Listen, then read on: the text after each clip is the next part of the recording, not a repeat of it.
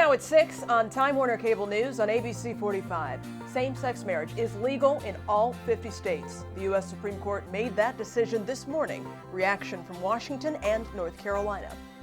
Also, an emotional eulogy from President Barack Obama at the funeral of Senator Clementa Pinckney. Hear what the president said. And one of the escaped prisoners in New York is dead. Details on the search for the second escapee.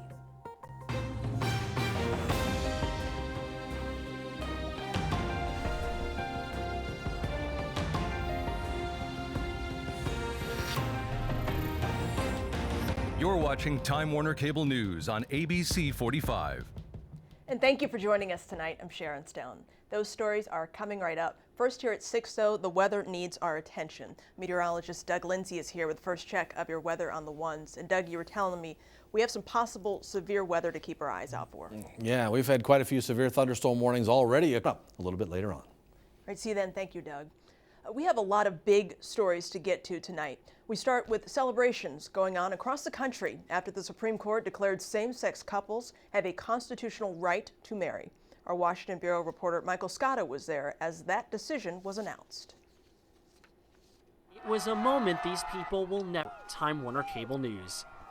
While gay marriage has been legal here since late last year, the court's ruling was still welcome news for many. Elena O'Connell joins us live from our Triad newsroom. And Elena, you've been talking to a number of people today, so what's their reaction been like?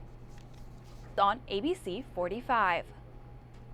Many gathered at the LGBT Center in downtown Raleigh for the announcement. They say even though the war has been won for same-sex marriage, the battle for total acceptance is still far from over. Opponents say the ruling is still disappointing.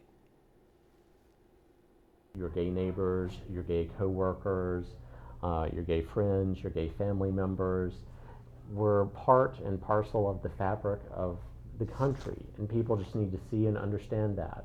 The fight shifts now in terms of making sure that North Carolinians who have sincerely held religious beliefs about marriage still have the ability and the freedom to exercise those beliefs and act on their belief. Advocates say they also want to fight for equality in the workforce. They say right now it is legal in North Carolina for employees to get fired over their sexual orientation. Samaritan's Purse founder Franklin Graham released a statement on his Facebook page following today's ruling. He says the court didn't define marriage and is not entitled to redefine it. Graham goes on to say, God is clear about the definition of marriage in his holy word. He said, quote, "Therefore a man shall leave his father and his mother and hold fast to his wife, and they shall become one flesh. I pray God will spare America from his judgment, though by our actions as a nation we give him less and less reason to do so."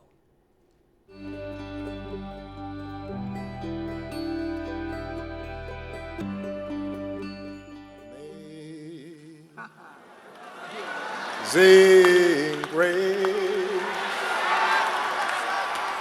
how sweet the sound. President Barack Obama led thousands of people by singing Amazing Grace during Reverend Clementa Pinckney's funeral in Charleston. Pinckney was one of the 9 people killed in last week's shooting at AME Emmanuel Church. The president delivered the eulogy during the funeral.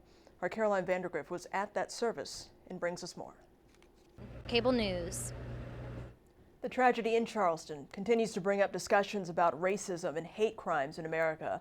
Many parents are asking how to have those conversations with their kids. Christina Watkins sat down with a mother of 9 to hear how she explained it.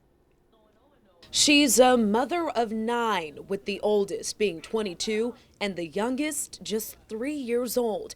Safe to say, Kelly Presley and her husband have their hands pretty full. Noah Elohim, can you get you a shirt? They often have real-life conversations with their kids, but when the news broke about the massacre at Emmanuel AME Church in Charleston, she didn't know where to begin with an explanation. The 5-year-old, he said, in a church, mommy, because he identified that it's not supposed to happen in a church. She went more in depth with her older kids, but sugarcoated the details a bit with her younger ones, like 8-year-old Eam. She told me that a white man who went inside a black old church and shot up all the black people.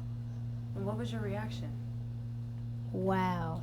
Dr. Dave Verhagen, a child psychologist, thinks Presley handled the conversation with her kids very well. The fact that her kids responded that way is proof of that. He says when talking about such sensitive subjects like racism and the shootings in Charleston, the important thing is making kids feel safe. Talk about how this is a really sad thing. And then beyond that, to say it's really not fair that this would happen. What do you think we could do? Ask questions. Presley says her kids are well aware of what's happening in the world and feels it's best to keep them in the know instead of in the dark. In Charlotte, Christina Watkins, Time Warner Cable News. Dr. Verhagen says if you're not sure whether your kids know about what happened in Charleston, start by asking questions. If they still seem they're not sure, leave the conversation alone and save it for a later time. And stay with us. We'll be right back.